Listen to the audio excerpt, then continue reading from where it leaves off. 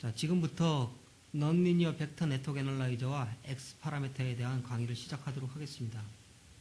우선 먼저 오늘 발표 내용의 순서를 살펴보도록 하겠습니다. 오늘 발표 내용의 전체 내용입니다. 먼저 넌리니어 벡터 네트워크 애널라이저의 어플리케이션에 대해서 좀 살펴보겠습니다. 즉, 넌리니어 벡터 네트워크 애널라이저를 가지고 무엇을 할 수 있는가를 살펴보는 게 첫 번째로 하겠습니다. 두 번째로는 일반적인 디바이스의 리니어한 특성하고 넌리니어한 특성의 개념에 대해서 잠깐 살펴보고요. 그 다음에 넌리니어 벡터 네트워크 애널라이저의 하드웨어 구조에 대해서 소개를 드리도록 하겠습니다. 자, 그 다음에 가장 중요한데요.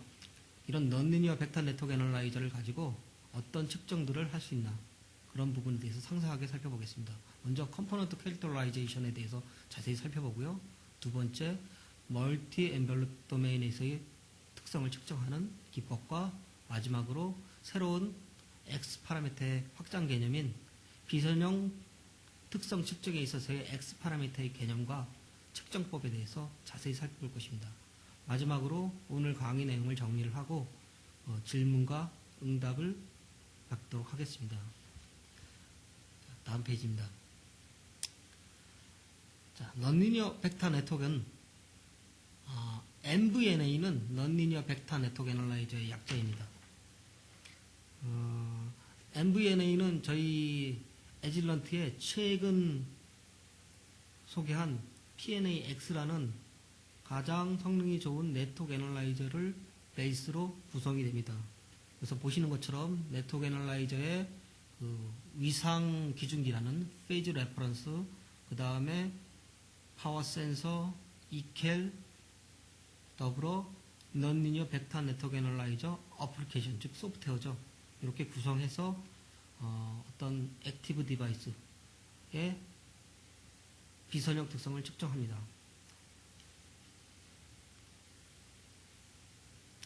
자, NVNA 시스템의 하드웨어 구성입니다. 방금 말씀드린 것처럼 PNA-X 10메가서부터 26.5기가 벡터 네트워크 애널라이저, 4포트 네트워크 애널라이저가 필요합니다. 물론 이 4포트 벡터 네트워크 애널라이저에 세컨 소스 옵션이 있어야 되고요. 다음으로 페이즈 레퍼런스가 필요하고요. 페이즈 레퍼런스는 두 개가 필요합니다. 하나는 나중에 다시 설명을 드리겠지만은 어떤 측정 중에 각각 여러 개 발생하는 그 수입마다 고주파들의 일정한 위상을 유지시켜주면서 발생하는 그런 위상 기준을 잡아주는 용도로 사용이 되고요. 또 하나는 벡터 캘리브레이션 할 때 캘리브레이션 스탠다드로 사용이 됩니다. 마찬가지로 벡터 캘리브레이션을 하기 위해서 ECAL 또는 많이 사용하고 있는 수동 캘들이 사용되고요. 다음에 레벨 캘리브레이션을 하기 위한 파워메터 또는 파워 센서가 필요하고요. 그 다음에 멀티톤 엔벨롭 측정이라든가 아니면은 DC-RF 측정하는 경우가 있어요. 이런 경우에 외부에 PSG 내지는 ESG 내지는 MXG 같은 벡터 시그널 제너레이터를 이용을 해서 이런 어떤 복잡한 모듈레이션 환경에서의 측정도 가능합니다. 이렇게 PNA-X와 페이즈 레퍼런스 두 개와 캘킷과 파워 센서와 추가의 외부의 신호 발생기로 NVNA 시스템을 구성할 수가 있습니다. 자, 페이즈 레퍼런스에 대해서 좀 더 자세히 살펴보도록 하겠습니다. 페이즈 레퍼런스는 최근에 에질런트에서 새로 출시된 고성능 RC 기반의 위상 기준기입니다. 지금 보시는 것처럼 페이즈 레퍼런스는 세 개의 포트가 있습니다. 하나는 드라이빙 포트고요. 하나는 출력 포트고요. 하나는 전원 포트입니다. 그리고 USB로 제어기와 커뮤니케이션을 합니다. 그래서 드라이빙 레벨에서 드라이빙 주파수 신호가 예를 들어서 10메가가 들어오면은 출력단에서는 10메가의 N배 되는 정수배 되는 거의 100기가까지 무한대의 주파수 성분들이 같은 위상을 유지하면서 발생을 합니다. 자, 다음 페이지 보시겠습니다.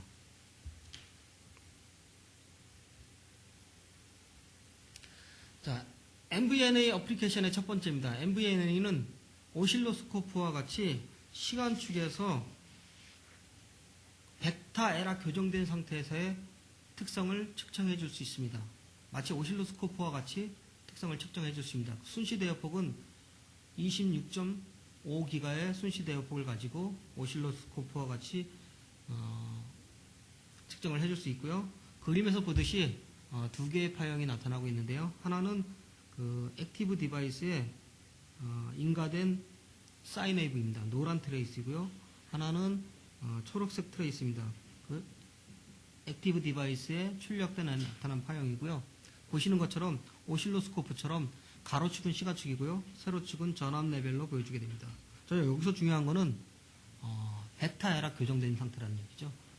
미스매치나 그러니까 일반 오실로스코프로 측정하실 때는 이런 미스매치라든가 아니면 케이블 로스에 대한 이런 부분들이 보상이 되어 있지 않는 상태고 MVNA로 타임 도메인에서 측정할 때는 이런 모든 미스매치 에라, 로스 이런 것들이 교정된 그런 시간 도메인 측정이 가능하다는 거고요. 나중에 좀 더 자세히 살펴보겠지만은 순시 대역폭이 26.5기가를 만족한다라는 거죠. 다음 슬라이드 보시겠습니다. 두 번째 MVNA 어플리케이션은 벡터 에러 교정이 적용된 상태에서 고조파에 대한 즉 하모닉에 대한 진폭과 크로스 프리퀀시 즉 고조파 성분 간의 상대 위상을 측정할 수 있다는 것입니다. 지금 화면에서 보시는 것처럼 좌측에 있는 화면이 4개가 나타나는데요. 지금 보시면은 주파수 도메인에서 측정을 하시는 거고요. 그리고 입력은 지금 A1이 1기가, 2기가, 3기가, 4기가, 5기가 이렇게 5개의 주파수에 대해서 지금 입력이 들어오고 있고요. 지금 뒤에 이제 B1 아래에 있는 출력을 보시면은 마찬가지로 1기가, 2기가, 3기가, 4기가, 5기가 성분이 있는데 입력은 1기가 신호가 굉장히 큽니다. 그리고 나머지 2기가 성분은 여기 보시는 것처럼 거의 1기가 성분에 비해서 2기가 세컨 하모닉의 신호 차이는 거의 60dB 이상 됩니다. 이렇게 보시듯 MVNA 내부에 있는 소스는 일반 네트워크 애널라이저와는 달리 굉장히 깨끗한 소스를 가지고 있습니다. 일반 네트워크 애널라이저는 일반적으로 비율 측정을 하기 때문에 그 내부에 있는 소스가 그렇게 품질이 좋을 필요가 없습니다. 하지만 MVNA는 액티브 디바이스의 비선형 특성을 측정하기 위해서 여러 가지 하모닉 성분에 대한 특성을 동시에 측정해야 되기 때문에 내부에 내장하고 있는 소스가 세컨 하모닉 레벨이 60dBc 이상 차이가 나는 성능이 좋은 소스를 내장하고 있고요. 출력 시그널을 바라보시면은 1기가, 2기가 성분이 2기가가 입력에 비해서 굉장히 1기가 신호하고 차이가 별로 나지 않는 걸 볼 수 있습니다. 다시 말씀드리면은 디바이스의 비선형 특성에 의해서 출력단에 1기가 외에 2기가, 3기가, 4기가의 하모닉의 신호 레벨이 커졌음을 볼 수가 있고요. 즉 왜곡이 발생했음을 볼 수가 있고요. 그 옆에 보시면은 다시 이제 각각 세컨 하모닉에 대해서 위상을 비교한 것입니다. 자, MVNA는 이렇듯 전체 26.5기가 주파수 범위에 대해서 벡터 에러 컬렉션, 즉 벡터 에러 교정이 적용된 상태에 있어서 각각 하모닉 성분들의 진폭뿐만 아니라 각각 하모닉의 상호 위상 특성도 측정해 줄 수가 있습니다. 다음은 DC 펄스 측정 이해입니다. MVNA는 아주 내로 협대역 DC 펄스 측정이 가능합니다. 지금 화면에 보시는 것처럼 시간축에서 신호를 측정한 겁니다. 이 신호는 외부의 시그널 제너레이터를 이용해서 거의 한 10나노 이하의 펄스폭을 갖는 신호를 인가를 한 거고요. 그 신호를 MVNA로 측정을 하고 있는 겁니다. MVNA의 이런 특성을 이용하면은 거의 50나노 이하의 레졸루션을 가지고 DC 펄스의 특성을 측정할 수 있습니다. 마찬가지로 DC 펄스가 아닌 RF 펄스의 특성도 마찬가지로 50나노 이하의 레졸루션을 가지고 측정할 수가 있습니다. 마찬가지로 시간 축에서 이번에는 그냥 단순한 DC 구형 펄스가 아닌 RF 신호가 실려있는 펄스를 관찰하고 있습니다. 펄스폭은 10나노고요. 캐리어 주파수, 중심 주파수는 2기가짜리 RF 신호를 발생을 해서 외부의 시그널 제너레이터를 이용해서 MVNA로 관찰하고 있습니다. 지금 화면에서 보시는 것처럼 거의 10나노의 펄스폭을 갖고 있는 그러한 펄스를 정확히 측정을 하고 있는 걸 보여줄 수 있습니다. 자, 이 정도 신호를 보시려면은 오실로스코프는 거의 20기가 이상의 대역폭을 가져야 되고요. 그렇다면은 샘플링 레이트를 4배만 계산을 해도 거의 80기가 샘플링 레이트를 갖고 있는 오실로스코프하고 같은 성능을 나타낸다고 볼 수가 있습니다. 자, MVNA 어플리케이션의 또 다른 것은 멀티톤 스티뮬러스와 멀티톤 레스폰스입니다. 물론 이제 벡터 에라 교정된 상태에서 측정을 하게 되고요. 화면을 보시는 것처럼 화면은 지금 가로축은 시간축이고 시간축에서 입력과 출력을 보고 있는 거고요. 지금 보시면은 시간축에 이제 여러 가지 펄스 형태가 입력이 됐고요. 예제로 이 경우 같은 경우는 5개의 주파수 성분이 10매 간격으로, 다시 말하면은 1기가에서 10메가 스페이싱으로 5개의 주파수를 입력을 해줬고요. 그리고 출력단에서 그거에 20기가까지의 신호를 관찰을 하는 거고요. 자, 이렇게 멀티톤 입력을 해서 이제 출력을 했을 경우 실제 이제 모듈레이션 환경에서 CCDF라는 특성을 시뮬레이션 해볼 수도 있고요. 이렇게 할 수가 있습니다. 자, 다음 페이지를 보겠습니다. 다음 페이지는 똑같은 신호를, 즉 1기가 중심 주파수에 떨어져 있는 5개, 10메가 간격으로 떨어져 있는 5개 주파수를 집어넣고 출력단에서 20기가까지 측정을 한 것이고요. 지금은 주파수 도메인에서 보고 있는 겁니다. 아까는 이제 시간 도메인이었고요. 지금 보시면은 입력에 보면은 1기가 이렇게 해서 5개의 톤이 들어가는 게 보이고요. 출력단에 보면은 입력은 이렇게 깨끗한 신호가 들어갔는데 출력단의 비선형 특성에 의해서 여러 가지 다른 입력 5개 주파수 외에 많은 주파수 성분들이 나타난 걸 볼 수가 있고요. 이런 것들을 이용해서 모듈레이션 환경에서의 어떤 여러 가지 특성들을 측정해 볼 수 있습니다.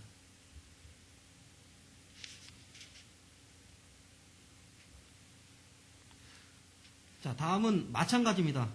마찬가지로 이번에는 2기가 중심 주파수에 80kHz 간격에 64개의 프리퀀시 톤을 집어넣고 측정을 한 겁니다. 그래서 출력단에서는 8차 고주파 성분까지, 즉 8차 하모니까지 16GHz 주파수 대여 개까지 측정을 한 거고요. 이렇게 멀티톤 환경에서 측정한 것을 가지고 이제 모듈레이션 환경에서의 특성을 시뮬레이션 해볼 수 있겠죠. 자, 이번에 MVNA 어플리케이션은 앰프나 이런 액티브 디바이스의 메모리 효과를 측정할 수 있는 멀티 엔벨롭 측정입니다. 자, 그림에서 보시는 것처럼 각각 고조파의 엔벨롭 포락선을 타임 도메인에서 측정한 거고요. 자, 이런 고조파의 타임 도메인 특성을 관찰을 하면은 그런 메모리 효과를 분석하실 수가 있습니다. 자, 이 부분에 대해서는 뒤에 슬라이드에서 좀 더 자세하게 살펴보도록 하겠습니다. 자, 이제 그 외에 MVNA를 가지고 X 파라미터를 측정하실 수가 있습니다. 자, X 파라미터에 대해서는 뒤에 더 자세하고 측정법과 그 개념에 대해서 더 자세히 설명을 드릴 거고요. 여태껏 말씀드렸던 어떤 파형의 비율이 아닌 절대 측정도 가능하고요. 이런 디스플레이들을 가지고 화면에 사용자가 정의한 다이나믹 로드 같은 새로운 여러 가지 파라미터들을 조합을 해서 측정하실 수가 있습니다.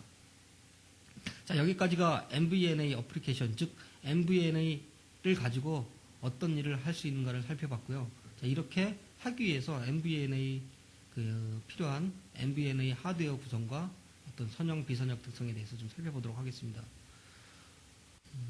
요즘은 이런 ADS 같은 시뮬레이션 툴이 많이 이제 활용을 많이들 하시죠. 그래서 선형 특성 같은 경우는 S 파라미터로 대변되고 있는 그 디바이스의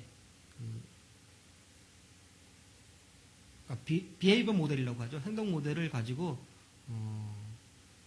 이런 시뮬레이션 툴을 이용해서 실제 하드웨어가 아니더라도 이런 그런 디바이스들이 연결되어 있는 순차적으로 연결되어 있는 그런 회로들을 각각 디바이스의 S 파라미터를 알면 시뮬레이션 해볼 수가 있습니다. 그리고 이제 디바이스의 내부 구조는 몰라도 되죠.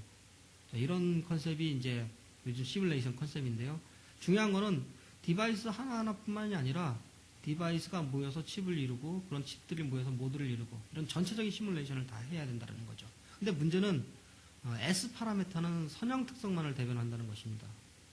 액티브 디바이스는 선형 특성뿐만 아니라 비선형 특성도 같이 시뮬레이션 하거나 디자인할 때 고려를 하셔야 돼요.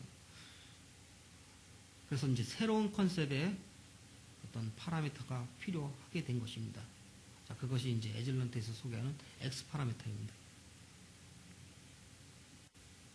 그래서 일반적으로 여기 앰프가 있는데요. 선형 특성이라고 하면은 어떤 디바이스의 입력과 출력을 비교했을 때 출력단의 크기와 위상에 대해서만 변화가 생기는 걸 선형 특성이라고 하죠.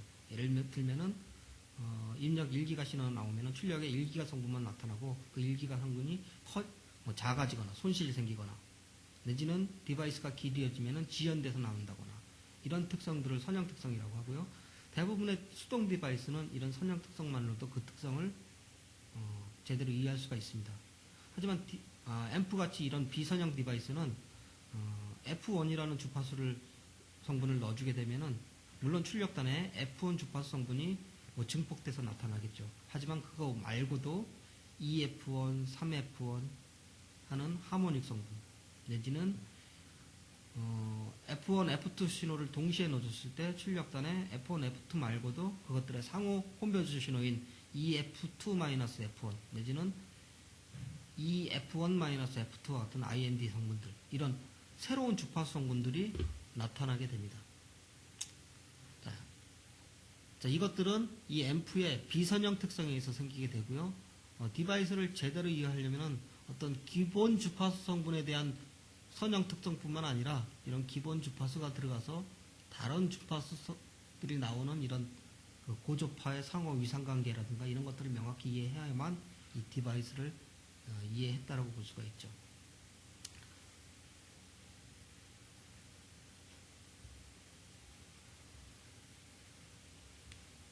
특히 이런 고조파 성분들 간에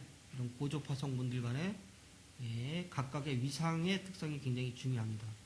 그래서 어차피 그 출력단에 나타난 신호들은 이런 모든 그 출력단에 발생하는 기본파를 포함하는 모든 신호의 합에 의해서 특성이 결정되기 때문에 그런 신호들을 분석하기 위해서는 각각 주파수 성분들 간의 크로스 프리퀀시 페이즈 특성을 측정해야만 합니다.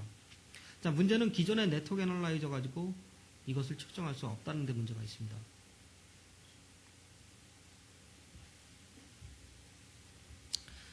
자, 일단 본론으로 들어가서 NVNA 하드웨어에 대해서 자세히 살펴보기 전에 일단 NVNA 하드웨어의 기본이 되는 PNA-X에 대해서 살펴보도록 하겠습니다. PNA-X는 최근에 에즐런트에서 출시된 가장 최고급 성능의 벡터 네트워크 애널라이저입니다. 자, 모델은 신마가에서 13.5기가, 26.5기가, 43.5기가, 50기가 이렇게 4가지 모델이 있고요. 2포트, 그 다음에 4포트 이렇게 2가지 모델이 있습니다. 벡터 네트워크 애널라이저라는 면에서는 기존의 네트워크와 동일하고요.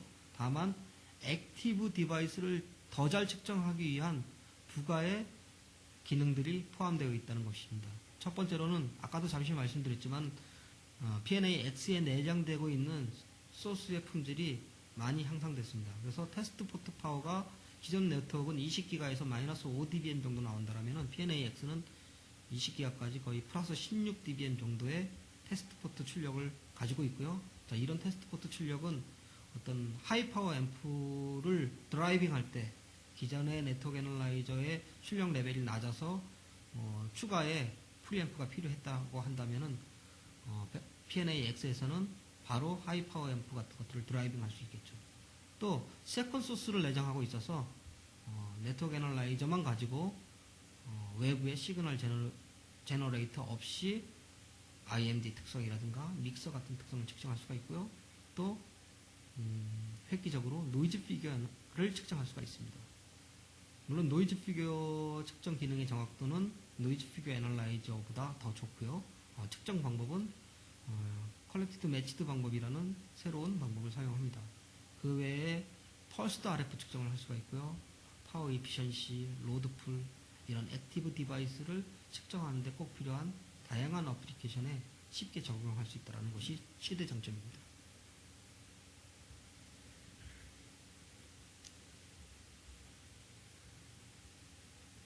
자, 이제 그 MVNA 하드웨어에 대해서 좀 살펴보도록 하겠습니다.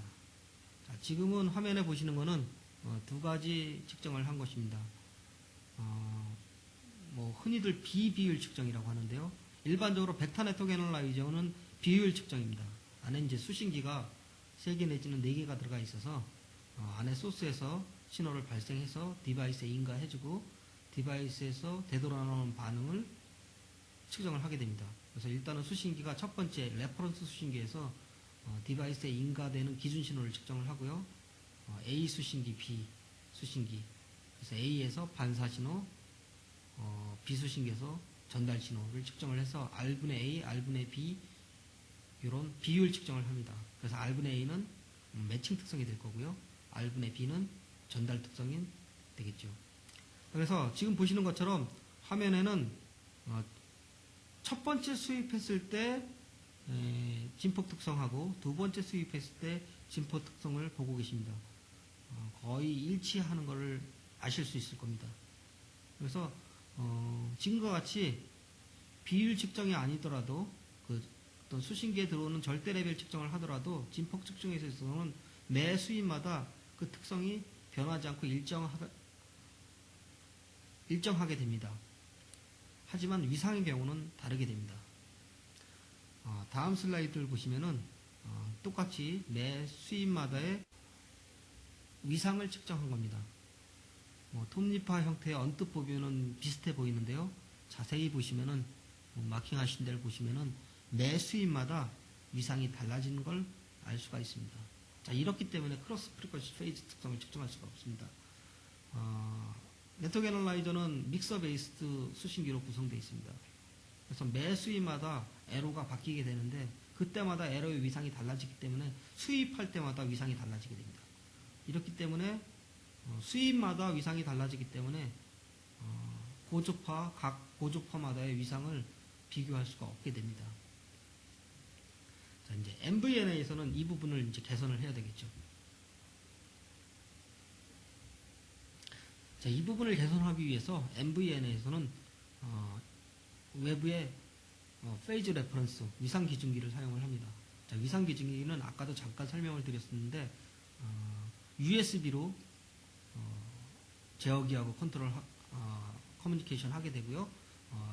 드라이빙 입력과 출력이 있습니다. 그래서 드라이빙 입력에서 신호가 들어오면은 출력단에는 들어온 신호에 정수배되는 주파수 성분이 동시에 100기가 주파수 대역까지 동시에 발생하게 됩니다. 각 발생하는 주파수 성분들은 위상관계가 일정하게 됩니다. 자, 그래서 지금 화면에서 보시는 것처럼 기존의 비율 절대 A 신호, B 신호를 매 수입할 때마다 위상이 달라지기 때문에 절대 측정을 할 수가 없습니다. 그래서 어떻게 하냐면은 이 페이지 레퍼런스에서 나온 신호를 가지고 그놈을 기준으로 해서 상대적인 다른 것들의 비율을 측정을 하고 그것들의 위상관계를 일정한 위상관계를 갖는 기준 신호하고의 어떤 비율을 측정을 함으로써 고조파 성분들 간의 그런 교차 위상관계를 측정하도록 그렇게 위상기준기를 사용하게 됩니다. 앞서서 말씀드렸듯이 위상기준기는 드라이빙 신호가 들어오게 되면 거기에 N 정수배되는 거의 100기가까지의 주파수 성분이 동시에 일정한 위상관계를 가지고 발생하게 됩니다. 지금은 그 페이즈 레퍼런스 위상 기준기의 출력을 오실로스코프로 관찰한 것입니다. 시간 측에서 봤을 때 거의 임펄스성 펄스 열로 되어 있습니다. 임펄스 신호는 무한대의 주파수 성분을 포함하고 있죠. 결국 거의 DC 성분에서부터 무한대의 주파수 성분을 포함하고 있는 임펄스 제너레이터가 페이즈 레퍼런스입니다.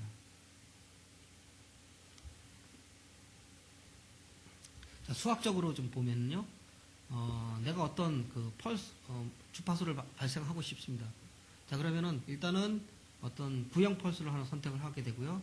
거기에 임펄스 열을 컨볼루션을 취하게 되면은 출력 신호에는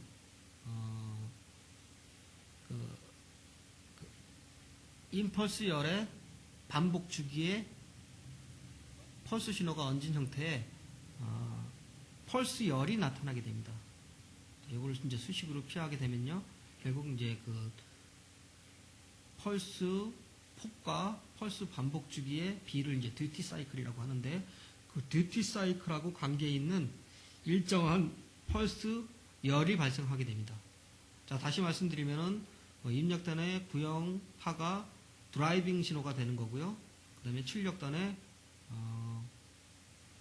거의 무한의 펄스 열이 발생하고요. 자, 이거는 이제 시간축에서 본 거고요. 주파수 도메인에서 보면은 DC에서부터 100기가까지 무한대 이런 펄스 그러니까 주파수 성분들이 쭉 나타나게 되고요. 지금은 노멀라이제이션 돼 있는 겁니다. 그래서 이제 DC 레벨과 100기가 신호 레벨의 노멀라이즈된 신호를 보고 있는 거고, 좀 더 자세히 26.5기가까지 주파수 대역을 확대해서 보시게 되면은 거의 26.5기가 주파수 대역에서 진폭 레벨이 플랫한 레스폰스를 보이는 주파수 성분들이 동시에 발생하는 걸 볼 수가 있습니다. 즉 F인 10메가 신호가 들어오면은 10메가의 고주파 성분인 20메가, 30메가, 40메가, 50메가 쭉 해서 26.5기가까지의 주파수 성분이 거의 일정한 레벨을 가지고 발생을 하고요. 각각의 주파수 성분의 위상은 항상 일정한 성분을 유지하게 됩니다. 자, 그리고 이런 페이지 레퍼런스의 출력을 기준으로 매 수입할 때마다 이 신호를 기준으로 해서 상대 수신기로 들어온 신호들을 측정을 해서 고조파에 대해서 일정한 위상관계를 가지고 측정을 할 수가 있습니다. 자, 이것이 MVNA 동작 원리의 이제 핵심이 되겠습니다. 자, 그러면은 이제 실제 PNA-X를 이용을 해서 MVNA 시스템을 구성한 예를 살펴보도록 하겠습니다. 첫 번째는 외부의 시그널 소스를 페이즈 레퍼런스의 드라이빙 소스로 사용하는 컨피규레이션 예입니다. 자, 지금 화면이 상당히 복잡하게 보이는데요. 이게 이제 PNA-X의 내부 블록과 외부에 연결된 것까지 한꺼번에 보여주고 있습니다. 자, 이 부분들은 PNA-X의 내부 회로입니다. 자, 그리고 여기가 이제 전면판이고요. 자, 이 부분이 이제 후면판입니다. 자, 그래서 디바이스는 전면판에 포트 1과 포트 3 사이에 위치하게 됩니다. 그리고 포트 1에서 신호가 인가돼서 포트 2로 신호가 나와서 이제 측정을 하게 되고요. 페이즈 레퍼런스는 포트 2에 연결을 합니다. 그리고 익스터널 시그널 제너레이터를 이용을 해서 페이즈 레퍼런스의 드라이빙 입력으로 넣어주게 됩니다. 자, 페이즈 레퍼런스 하나는 캘리브레이션 할 때 사용할 거고요. 또 다른 하나는 측정할 때 아까 말씀드린 어떤 그 측정의 위상 기준을 잡아주는 레퍼런스 고주파 신호들을 발생하는 용으로 사용하게 될 겁니다. 그래서 캘리브레이션 할 때와 측정하실 때 그 드라이빙 소스는 동일한 걸 쓰시게 되고요. 내부의 신호 패스는 내부에 있는 첫 번째 소스에서 신호가 포트 1으로 이렇게 인가가 되고요. 여기서 인가가 된 신호는 R 수신기에서 입력파를 측정을 하고요. A 수신기에서 포트 1에서 되돌아나온 B1 신호를 측정을 하고요. R3 수신기에서 디바이스의 출력단으로 입력되는 A2 신호를 측정을 하고요. 그 다음에 C 수신기에서 B2 신호, 즉 출력단에 출력하는 신호를 측정을 하게 됩니다. 자, 이렇게 해서 외부의 시그널 제너레이터를 페이즈 레퍼런스의 드라이빙 소스로 쓰기 때문에 사용자는 원하시는 스페이싱, 예를 들어서 뭐 100km 간격 내지는 20km 간격, 만약에 외부의 소스가 벡터 시그널 제너레이터라면은 멀티톤 환경에서 이렇게 다 측정을 하실 수가 있습니다.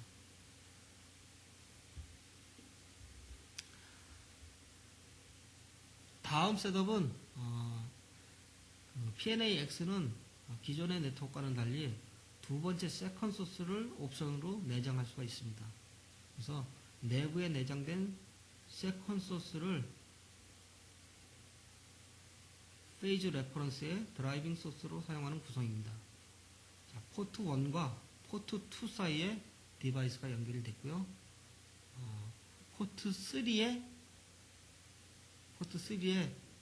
그 출력을 페이즈 레퍼런스의 드라이빙 입력단으로 넣어주고요.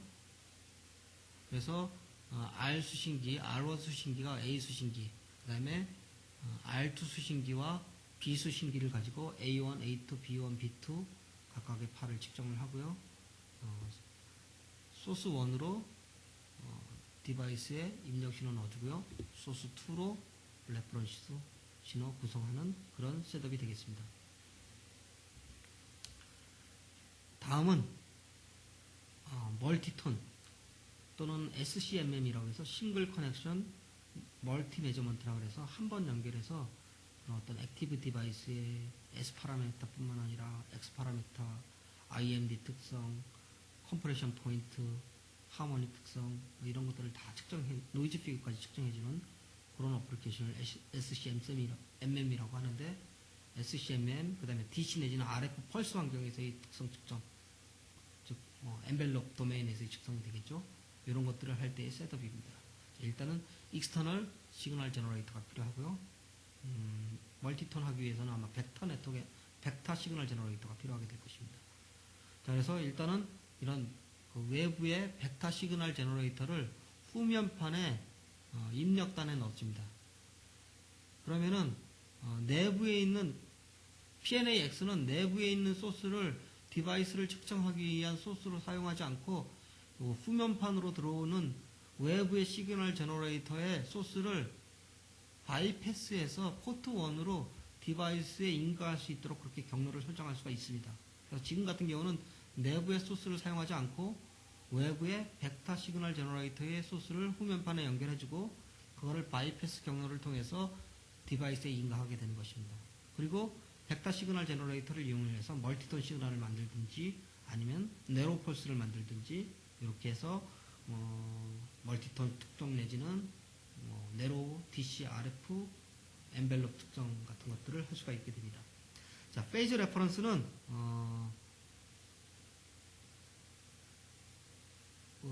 포트 2에 연결을 하고요. 내부의 세컨 소스를 이용을 해서 드라이빙을 하게 됩니다. 또는 후면판에 10메가 레퍼런스에 연결을 할 수가 있습니다.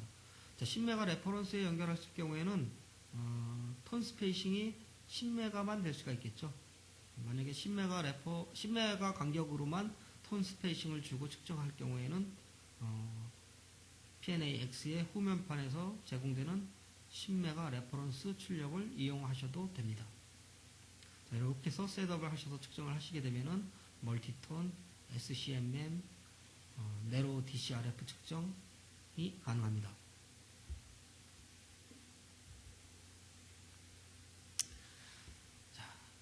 자, 이번에는 MVNA 포메어입니다. PNAX를 구매하시게 되면은 처음에 이제 전원을 탁 키시면은 윈도우 XP가 구동을 하고요. 부팅을 하고 나서 초기에 화면에 자, MVNA 폼웨어입니다. 그래서 PNA-X 같은 경우 전원을 인가해서 부팅을 하게 되면은 초기에 윈도우 XP가 부팅을 하게 됩니다. 그리고 그 윈도우즈의 초기 화면에 보면은 화면에 두 개의 아이콘이 나타나게 됩니다. 물론 이제 다른 윈도우즈의 기본적인 아이콘들이 나타나고요. 거기에 더불어서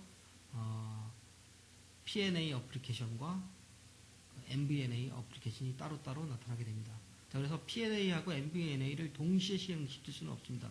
하지만 두 개를 동시에 액티브 시켜서 스위칭 해가면서 측정하실 수도 있습니다.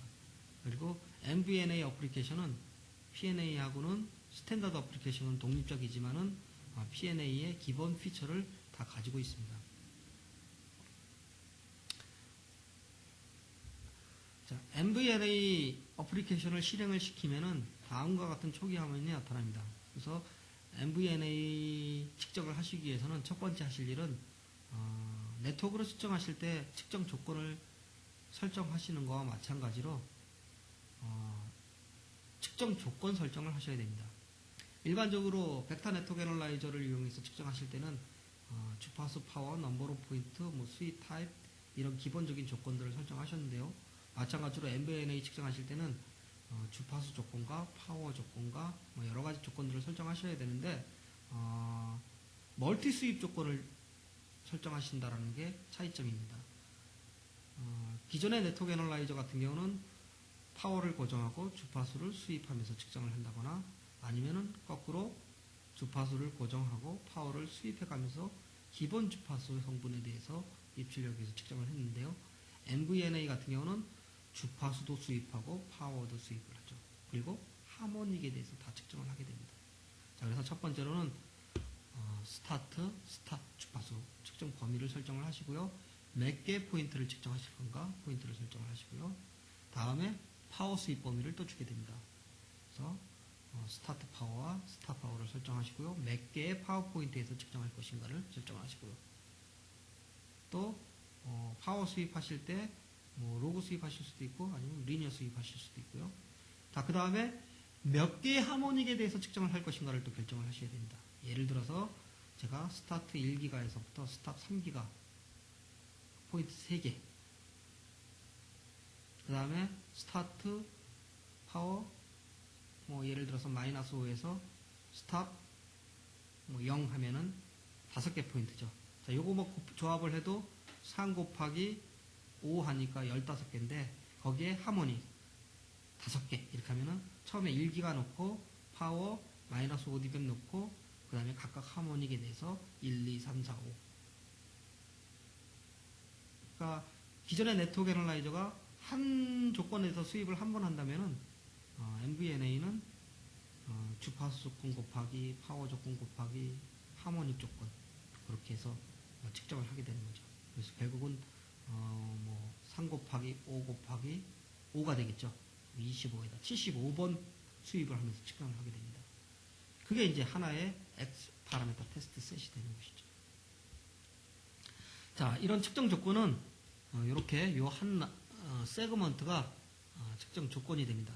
그래서 멀티 세그먼트로 여러 개의 측정 조건을 편집해 두실 수도 있습니다. 그리고 필요한 것들만 액티브시켜서 측정하실 수가 있습니다. 그거 외에도 멀티톤 환경이라든가 DCRF 펄스 내지는 멀티 엔벨롭 측정 같은 그 다음에 디스플레이 조건 같은 것들을 설정하실 수 있습니다. 자, 이런 측정 조건이 설정되셨으면은 마찬가지로 캘리브레이션을 하셔야 됩니다. 그래서 어플라이를 누르신 다음에 캘리브레이션 탭을 누르시면은 화면에 보시는 것처럼 캘리브레이션 위저드가 나타나게 됩니다. 자, MVNA 캘리브레이션은 3단계의 과정을 거쳐서 이루어집니다. 첫 번째는 일반의 기존의 벡터 네트워크 애널라이저 캘리브레이션 하듯이 벡터 캘리브레이션 하시면 됩니다. 기존에 사용하고 계시는 수동캘 킷을 사용하셔도 되고요. 아니면은 이캘 킷을 사용하셔도 되고요. 절차와 과정은 동일합니다. 다음에는 페이즈 레퍼런스, 아까 페이즈 레퍼런스가 두 개가 소개된다고 그랬죠. 하나는 측정 중에 어떤 기준 위상 신호를 발생해주는 그런 용도로 사용하고, 또 하나는 캘리브레이션을 하기 위해서 사용한다고 그랬죠. 그래서 그 나머지 페이즈 레퍼런스를 이용해서 페이즈 캘리브레이션을 하시고요. 다음에 파워 메타나 파워 센서를 이용해서 앰플리튜드 캘리브레이션을 하시게 됩니다. 자, 넥스트 파랗게 벡터 캘리브레이션이 파랗게 돼 있을 때 넥스트를 누르면은, 자, 다음은 페이즈 캘리브레이션입니다. 페이즈 캘리브레이션을 하기 위해서는 먼저 페이즈 캘리브레이션에서 사용할 페이즈 레퍼런스를 선택하셔야 됩니다. 지금 P&AX에는 두 개의 페이즈 레퍼런스가 연결이 되어 있고요. 그 중에 하나는 측정 중에 기준 위상 신호를 발생하는 용도로 사용이 될 거고요. 다른 하나는 캘리브레이션을 위해서 사용이 될 것입니다. 그래서 다음 화면에서 보시듯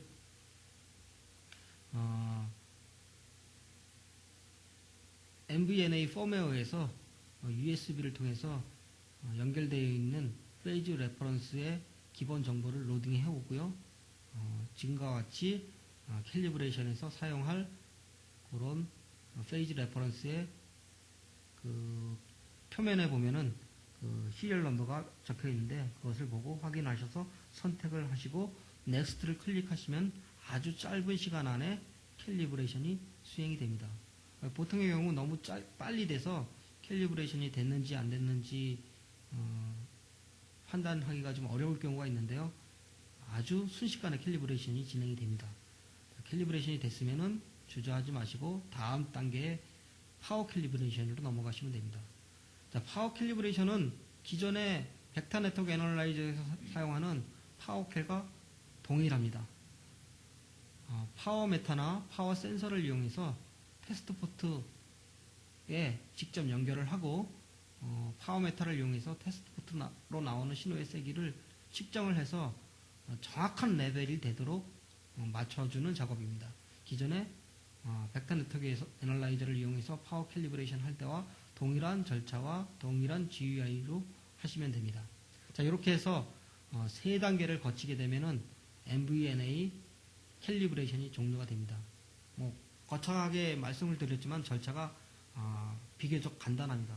그래서 쉽게 캘리브레이션을 하실 수가 있습니다. 자, 다음은 측정 화면입니다. 자, 이렇게 해서 캘리브레이션까지 종료가 됐다면은 디바이스를 연결하시고 이제 측정을 하시게 됩니다. 첫 번째 디스플레이는 일반적으로 벡터 네트워크 애널라이저가 비율 측정을 하게 됩니다. 자, 여기서 보여주고 있는 것은 비율 측정이 아닌 절대 측정이죠. 그래서 각 인시던트하고 레스폰스 신호를 보고 있습니다. 자, A는 입력 신호라는 뜻입니다. 그리고 뒤에 있는 숫자 1, 2는 포트명입니다. B는 출력 신호를 가리킵니다. 그리고 숫자는 마찬가지로 포트입니다. 그래서 따라서 A1은 입력단에 인가되는 신호고요. B2가 포트 2로 나오는 신호가 되겠죠. 자, A2는 포트 2에서 이제 거꾸로 인가한 거고요. A1은 포트 1으로 나오는 거겠죠. 자, 그래서 일반적으로 A1분의 B1 하면은 포트 1으로 신호를 넣어주고 포트 1으로 나온 놈. 그래서 S 파라미터에서는 이제 이게 이제 S1문이 되겠죠.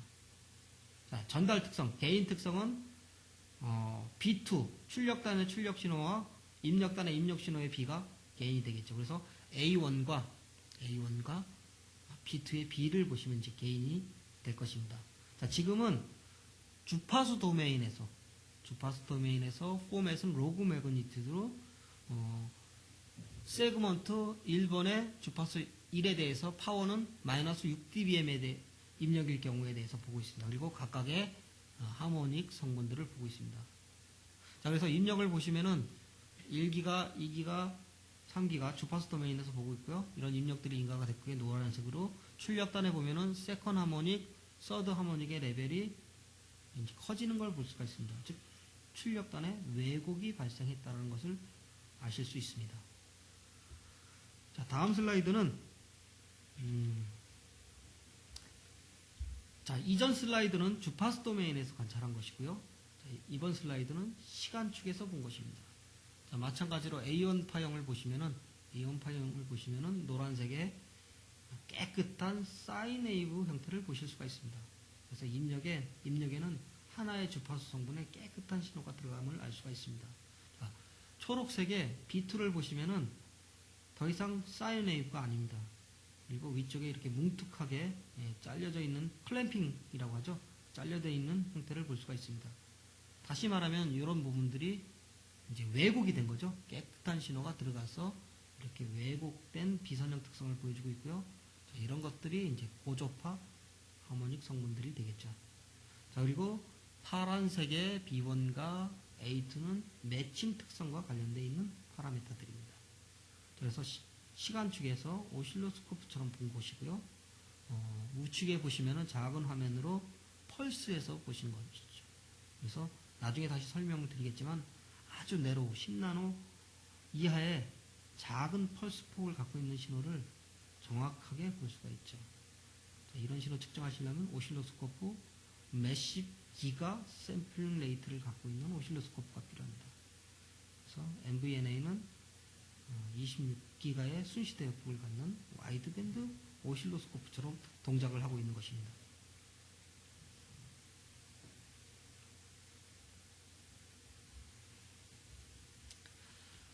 자, 다음은 B2 신호를 포맷을 위상을 놓고 보고 있습니다. 그래서 B2 웨이브를 위상을 보고 있는 거고요. 각각 가로축은 파워 도메인에서 보고 있습니다. 그래서 각각 파워가 입력 파워에 따른 위상이 다이나믹하게 바뀌고 있는 걸 볼 수가 있습니다. 만약에 왜곡이 되지 않았다라면은, 즉 선형 특성이라면은 일정한 위상을 유지하게 될 것입니다. 이 비선형 특성에 의해서 입력 파워에 따라서 출력 신호의 위상이 다이나믹하게 흔들리는 것을 보실 수가 있습니다. 자, 이런 여러 가지 시간 도메인, 주파수 도메인, 위상, 파워 도메인 이런 특성을 가지고 효과적으로 너니니어 디바이스의 비선형 특성을 분석해 보실 수 있습니다.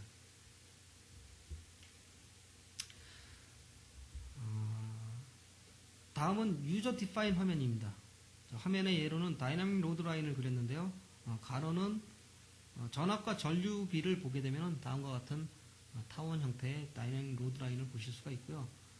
기존의 기본적인 A, B, A1, B1, A2, B2 파형을 시간 도메인, 파워 도메인, 타임 도메인, 페이즈, 고조파 간의 이상 이런 것들로 보실 수도 있고요. 지금과 같이 특정하게 사용자가 원하시는 형태의 조건으로 디스플레이 시켜가면서 그 외에 여러 가지 파라미터들을 관찰하실 수 있습니다. 자, 아까 보셨던 그 시간축의 입력과 출력 파형을 보시고 계시고요. MVNA에서는 예를 들어서 프루브 스테이션을 이용을 해서 픽스처 환경에서의 디바이스를 측정하시는 경우도 있습니다. 이럴 때 경우에 따라서는 동축 환경 끝에서 캘리브레이션을 못하고 픽스처를 쓰거나 아니면 프루브 스테이션 같은 걸 쓰게 되는데, 일반 벡터 네트워크 어플리케이션과 동일하게 MVNA에서도 인픽스처 환경에서의 디임베딩 기능을 제공을 합니다. 자, 컨셉은 일반 네트워크 어플리케이션에서의 디임베딩과 동일한 컨셉을 가지고 불필요한 측정 환경을 제거해서 정확히 측정하실 수가 있습니다. 자, 액티브 디바이스, 특히나 이제 증폭기에서 메모리 이펙트 효과가 의해서 어떤 앰프의 성능이 저하가 되는데요. 이런 엔벨롭 도메인에서 이런 증폭기의 메모리 효과를 분석해 보실 수도 있습니다. 자, 다음 슬라이드는 엔벨롭 도메인에서 각각 고조파, 출력단의 고조파 신호의 엔벨롭을 관찰하고 있습니다. 물론 이제 입력으로는 DC나 RF 펄스 신호를 외부의 시그널 제너레이터를 이용을 해서 이제 넣어주고요. 출력단에 각각 하모닉에 대해서 엔벨롭, 포락선을 관찰한 것입니다. 그리고 재밌는 거는 각각 고조파마다 엔벨롭이 다르다는 거죠.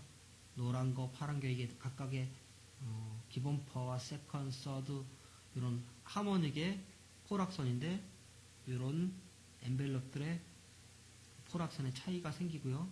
이런 것들을 잘 관찰을 해서 어떤 증폭기의 메모리 이펙트를 분석하는데 사용하거나 시뮬레이션 하는데 사용하실 수 있습니다.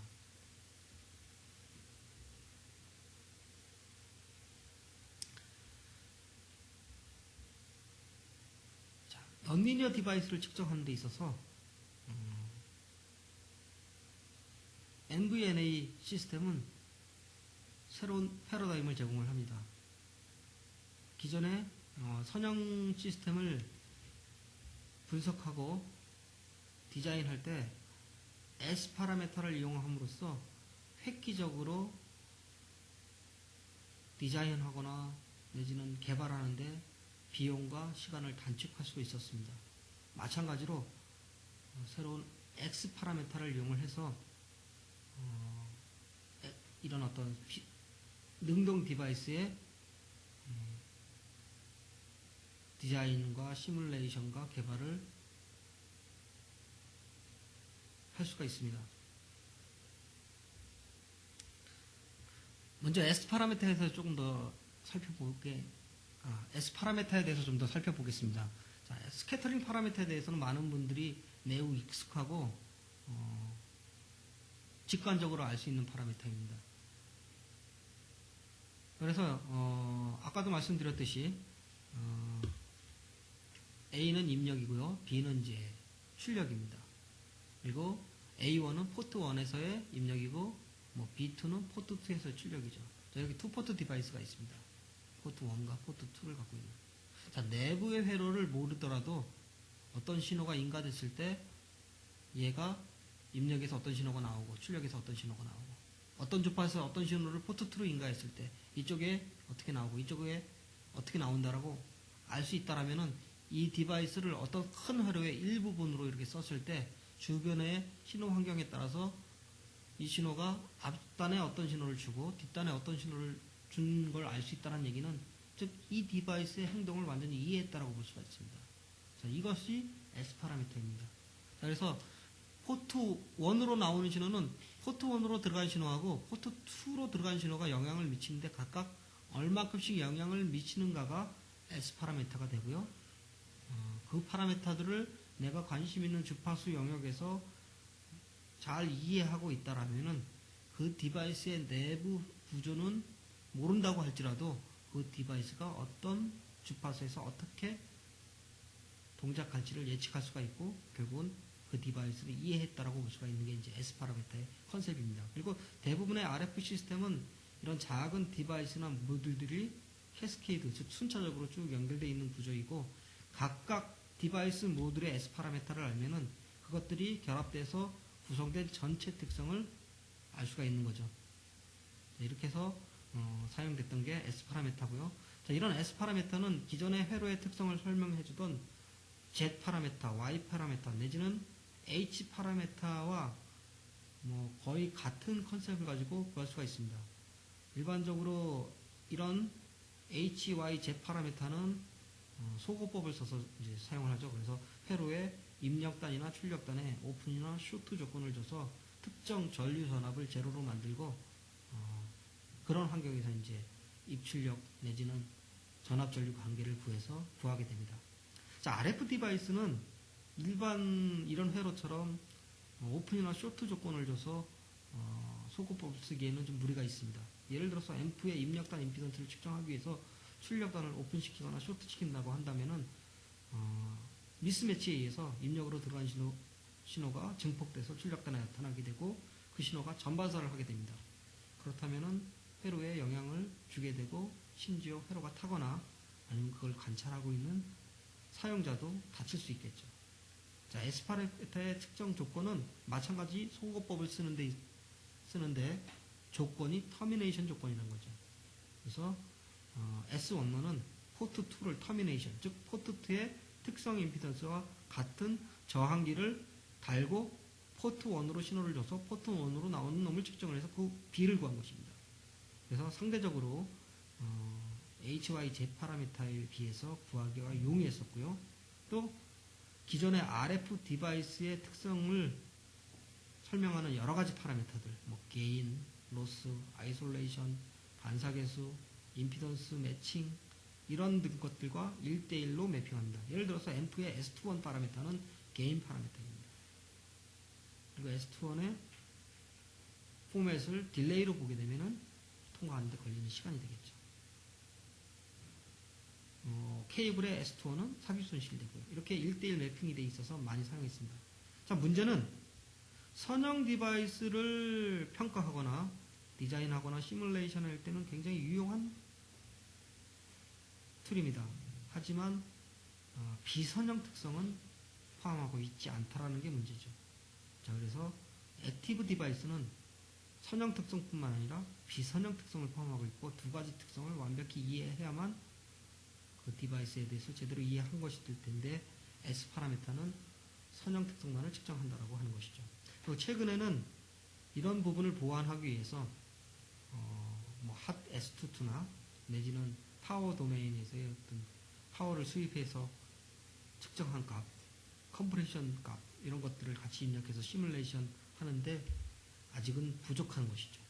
그래서 이제 에즐런트에서 X 파라미터라는 새로운 비선형 특성에서의 비선형 특성을 포함하면서 X 파라미터의 확장판인 X 파라미터를 제안하게 된 것입니다. 최근에 RF 디바이스를 디자인하거나 시뮬레이션 할 때 측정에 근거한 메저먼트 베이스드 모델에 근거한 시뮬레이션을 하게 됩니다. 어떤 회로의 내부 블록을 꼭 알 필요는 없습니다. 어떤 자극을 주고 그 반응, 즉 측정에 기초한 모델을 제너레이션 해서 그것을 디자인이나 시뮬레이션을 활용하게 됩니다. 자, 그럼 이제 X 파라미터가 무엇이냐 하는 것입니다. 자, 방금 말씀드렸듯이 S 파라미터는 어떤 디바이스나 RF 회로의 선형 특성을 대변합니다. X 파라미터는 S 파라미터를 확장을 해서 비선형 특성을 포함하고 있는 새로운 슈퍼 S 파라미터가 X 파라미터가 되겠습니다. 마찬가지로 ADS를 이용해서 X 파라미터를 가지고 디바이스가 없이도 캐스케이드로 연결된 RF 회로를 시뮬레이션해서 선형 특성뿐만 아니라 비선형 특성까지도 측정할 수 있습니다. 자, 이런 X 파라미터는 NVNA non-linear 벡터 네트워크를 가지고 측정하실 수 있습니다. 자, 그러면 X 파라미터는 다시 말씀드리면은 non-linear 디바이스 특성을 포함하고 있는 S 파라미터의 확장판이며 non-linear에 관련된 모든 정보를 포함하고 있는 도서관과 같은 그런 파일이고요. X 파라미터는 3D CAD와 같습니다. 또 X 파라미터는 non-linear 시뮬레이션을 하기 위한 툴이고요. 어떤 의사소통을 하기 위한 공통의 언어입니다. 그리고 높은 주파수까지 디바이스의 특성을 메저먼트 베이스드 어떤 측정에 기반한 행동 모델입니다. 자, 이런 부분에 대해서 각각 하나씩 좀 살펴보도록 하겠습니다. 자, 그림에서 보시는 것처럼 S 파라미터는 기본 주파수에 대한 기본 주파수 출력에 대한 어떤 파라미터입니다. non-linear 하면은 기본 주파수가 입력되면 새로운 주파수들, 그래서 기본 주파수가 다른 이런 주파수에 영향을 주기도 하고요. 이런 것들을 통합한 슈퍼 S 파라미터의 확장판입니다. S 파라미터는 직관적으로 쉽게 데이터를 보면서 확인할 수 있습니다. X 파라미터는 그에 반해서 굉장히 복잡합니다. 그래서 사용자가 직접 보더라도 그 의미를 직관적으로 해석하기는 조금 어렵습니다. 자, 그래서 아까도 X 파라미터는 도서관이라고 말씀을 드렸습니다. 넌리니어한 특성을 모두 포함하고 있는 도서관이고요. 그 데이터들이 잘 정리되어 있습니다. ADS나 이런 시뮬레이션 툴을 이용해서 X 파라미터에서 필요한 정보들을 아까 보셨듯이 시간축 정보, 타임 주파수 도메인 정보, 하모닉에 대한 정보, 아니면 파워 도메인에 대한 정보, 다이내믹 로드 이렇게 필요한 부분들을 뽑아낼 수가 있습니다. 그래서 정리해서 보실 수가 있습니다. 자, 지금 보시는 화면은 앰프의 데이터 시트를 보고 계십니다. 이런 앰프의 일반적인 데이터 시트에는 S 파라미터뿐만 아니라 넌리니어한 특성, 예를 들어서 1dB 컴프레션 포인트나 IP3 내지는 P1dB 뭐 여러 가지 비선형 특성 데이터도 포함하고 있습니다. 자, 화면에서 보듯이 자, 피라미드의 그 평면 특성, 위에 피라미드를 좌측에서 보면 삼각형으로 보일 거고요. 위에서 보면 사각형으로 보일 거고. 이렇게 각각의 그 평면 특성을 가지고 피라미드를 구성할 수는 있겠습니까? 자, 3D CAD가 있다면 가능하겠죠. 3D CAD는 이런 평면 정보들을 가지고 피라미드를 그려줍니다. 자, X 파라미터는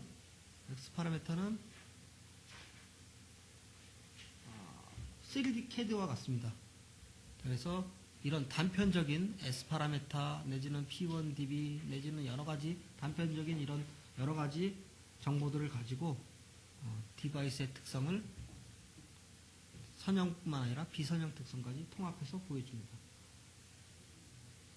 그래서 S 파라미터를 수학적으로 표시한 수식입니다. 자, 지금 보시는 것처럼 샘플 예제는 미니 서킷에 프리앰프, 그다음에 파워 앰프가 있고요. 중간에 이제 연결해주는 어댑터가 있습니다. 각각의 X 파라미터를 추출을 하고, 그 다음에 이 전체의 X 파라미터를 추출을 할 것입니다. 그리고 각각의 X 파라미터를 가지고 시뮬레이션을 해서 전체 측정할 결과와 하나하나 이제 비교하면서 X 파라미터가 어떤 의미를 갖고 있는지를 살펴볼 것입니다. 자, 그 전에 X 파라미터에 대해서 조금 더 살펴보겠습니다. 방금 말씀드렸듯이 X 파라미터는 S 파라미터의 확장 슈퍼세트입니다. 그래서 기존의 S 파라미터는 기본 신호가 입력하고 기본 신호에 대한 출력을 봤었습니다. 지금은 기본 신호가 들어가서 하모닉에 어떤 영향을 주는지, 그리고 기본 신호에 대해서 입력 하모닉들이 어떤 영향을 주는지, 이런 것들을 다 측정을 한 겁니다. 그래서 S 파라미터는 보통 S 파라미터 같은 경우는 뭐 S21, 그래서 뒤에 있는 숫자가 입력이고 앞에 있는 숫자가 출력이었습니다. 그래서 예를 들어서 S11 그러면은 포트 1으로 들어간 신호와 포트 1으로 나온 신호의 B, 즉 매칭 특성입니다. X 파라미터도 비슷한 구조로 되어 있습니다. 다만 그 인덱스가 페어로 되어 있습니다. 그래서 앞에 있는 숫자는 포트를 의미하고요. 뒤에 있는 숫자는 하모닉 넘버를 의미합니다. 자, 예를 들어서 S1, 그러니까 여기서 B1이 아니라 B12 이렇게 되어 있다면은 포트 1에서의 2차 하모닉에 대해서 관찰한 것이요. 그것들이 포트 1에서 1차 신호가 들어가는 게 영향을 미치는 정도, 포트 1의 2차 하모닉이 영향을 미치는 정도, 이렇게 쭉 다양한 데이터가 모여 있는 거죠. 자, 그걸 수식으로 표시하면은 기본 주파수, 기본 DC 입력, 기본 주파수 입력에 따른 나머지 여러 가지 하모닉에 대한 영향, 그 다음에 기본 신호가 아닌 하모닉 입력, 여러 하모닉이 입력했을 때 다른 출력 하모닉에 어떤 영향을 주는지를 두 가지로 나누어서 표시하고 있습니다. 하나는 리얼 값이고요. 하나는 이미지 값입니다. 예를 들어서 두 개의 입력 신호가 서로 혼변조돼서 출력단에 다른 주파수 성분에 영향을 주게 될 것입니다. 그 혼변조될 때 F 플러스 마이너스 두 가지 값으로 이렇게 나타나게 됩니다. 그래서 하나는 같은 주파수 성분이 플러스 쪽, 업적으로 영향을 미치는 것, 하나는 아래쪽, 즉 이미지 리얼 쪽으로 영향을 미치는 걸로 수학적으로 표시했고요. 그래서 이 세 가지 성분들이 X 파라미터를 구성하고 있습니다. 그래서 아까도 말씀드렸듯이 S 파라미터의 경우는 직관적으로 알 수 있지만은 X 파라미터는 데이터만 봐가지고는 사용자가 직관적으로 어떤 특성이라고 이야기는 상당히 어렵습니다. 그래서 이런 X 파라미터를 MVNA 네트워크 애널라이저를 이용을 해서 측정을 하고요. 그거를 가지고 MDIF라는 파일 형태로 저장을 하면은 ADS에서 이 파일을 가져다가 PHD 폴리하모닉 디스토션 모델 컴포넌트에다가 넣고 그 시뮬레이터를 이용해서 비선형 특성을 시뮬레이션 해볼 수 있습니다. 물론 엔벨롭 시뮬레이션도 하실 수 있고요. 여러 가지 시뮬레이션을 하실 수 있습니다. 그 측정 절차입니다. 자, 일단은 먼저 아까도 말씀드렸듯이만 X 파라미터를 측정하기 위해서는 기본적으로 그 스티뮬러스 레스폰스 캘리브레이션을 수행을 하시고요. 애널리시스 탭에 X 파라미터를 이네이블 하시면 됩니다. 그리고 그 밑에 있는 그 탭에서 뭐 X 파라미터를 추출하시는데 좀 더 상세한 조건을 주실 수도 있습니다. 그러니까 기본적으로는 X 파라미터를 이네이블만 하시고 세이브 하시면은 X 파라미터가 파일로 저장하게 됩니다. 자, 그래서 그거를 ADS. 자, 이거는 ADS 초기 화면입니다. ADS에서 MDIF 파일이라는 형태로 저장한 걸 불러와서 컴포넌트 모델로 매핑시키고 시뮬레이션을 돌릴 수 있습니다. 그래서 여러 가지 선형 또는 비선형 여러 가지 특성들을 시뮬레이션 해볼 수 있습니다. 자, 이렇게 해서 아까도 말씀드렸지만 프리앰프, 그 다음에 어댑터, 파워앰프 이 전체를 측정을 해서 시뮬레이션을 해볼 것입니다. 자, 여기 들어가는 프리앰프는 미니서킷의 프리앰프고요. 게인은 한 11dB 정도의 게인을 갖고요. Pmax는 3dB, 즉 최대 3dBm 출력의 게인은 11dB 정도 되는 프리앰프고요. 그 다음에 에질런트의 3.5mm 메일 투 메일 어댑터고요.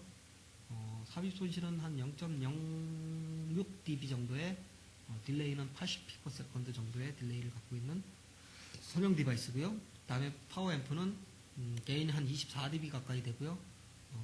Pmax는 18dBm 정도 갖는 파워앰프고요. 이 디바이스들을 각각 S 파라미터를 추출을 하고요. 그 다음에 전체를 측정을 하고 그래서 시뮬레이션을 통해서 비교를 해보도록 하겠습니다. 자, 그래서 비교를 한 첫 번째 결과입니다. 자, 빨간색 트레이스가 실제 측정한 겁니다. 전체를. 그 다음에 파란색 트레이스가 각각의 X 파라미터를 측정을 해서 시뮬레이션을 한 것입니다. 그리고 밝은 그린 초록색은 그 X 파라미터 중에서 T텀만을 제거해가지고 시뮬레이션 한 거고요. 그 다음에 짙은 녹색은 S텀, T텀을 다 제거한 겁니다. 그래서 시뮬레이션 해봤는데 일단 선형 구간에서는 빨강, 파랑 거의 다 비슷한 결과를 봅니다. 즉 선형 구간에서는 세츄레이션 되기 전 선형 구간에서는 비슷한 특성을 보입니다. 하지만 비선형 구간에서는 이제 차이가 나게 되고요. 빨간색과 파란색은 거의 완벽하게 일치하는 게 보이고요. 초록색은 약간 차이가 나는 게 볼 수 있습니다. 자, 이거를 위상에 대해서 보게 되면은 훨씬 더 확연하게 보실 수가 있습니다. 즉, T텀을 삭제하게 되면은 세츄레이션도 훨씬 더 일찍 일어나는 걸 볼 수가 있습니다. 자, 이렇게 기존의 S 파라미터 가지고는 시뮬레이션에서 볼 수 없던 것들을 X 파라미터를 이용해서 정확히 시뮬레이션 할 수 있습니다. 다음은 에러 퍼센트를 본 겁니다. 즉 레드 기준에 대해서 시뮬레이션 한 결과를 본 거고요. 파란색을 보면은 거의 에러가 완전히 세츄레이션 즉 비선형 구간에서 에러가 아주 작은 걸 볼 수가 있습니다. 그리고 초록색 같은 경우는 선형 구간에서는 에러가 비교적 적지만은 비선형 구간에서는 에러가 굉장히 커지는 걸 볼 수가 있습니다. 자, 이렇게 실제 급과 시뮬레이션 한 차이를 확연히 볼 수 있고요. 여기서 말해주고 있는 거는 X 파라미터를 이용을 해서 시뮬레이션 하면 비선형 특성을 거의 정확하게 시뮬레이션에서 볼 수 있다는 겁니다. 그리고 시뮬레이션에는 이런 T텀과 S텀을 다 포함해서 봐야 된다는 거죠. 어떤 제한된 정보 가지고 시뮬레이션 하면은 잘못된 결과를 얻을 수 있다는 걸 보여주고 있습니다. 자, 흔히 X 파라미터가 나오기 전에는 S 파라미터에다가 hot S22라는 비선형 특성을 측정해서 시뮬레이션 했습니다. 즉, T텀이 없는 경우가 hot S22 측정한 것과 유사합니다. 즉, 다시 말씀드리면 기존에 hot S22 방식의 비선형 측정을 해서 시뮬레이션 하면 측정 결과가 많이 차이가 난다는 겁니다. 이에 비해 X 파라미터를 이용해서 시뮬레이션 하게 되면 실제 특성과 거의 일치하는 시뮬레이션 결과를 볼 수가 있습니다. 자, 다음은 hot S22 측정한 것과 비교한 겁니다. 왼쪽에 있는 그 트레이스는 MVNA 가지고 hot S22는 뭐 잘 알고 계시겠지만은 입력에 아주 큰 신호를 넣어주고 출력단에 작은 신호를 넣어서 S22를 보는 겁니다.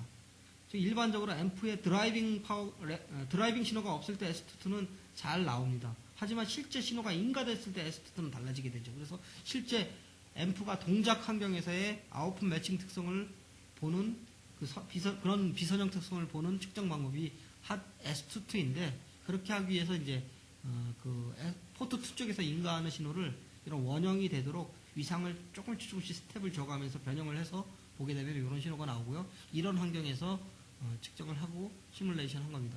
얼핏 보면은 이 원 형태로 나온 게 좋아 보이지만 실제 특성은 아웃풋 매칭 특성에 의해서 이런 타원 특성이 된다는 그런 거죠.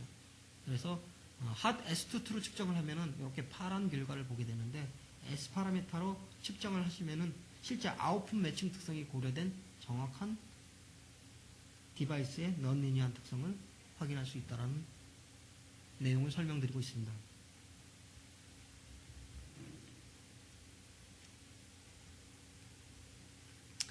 자, 결론적으로 말씀드리시면은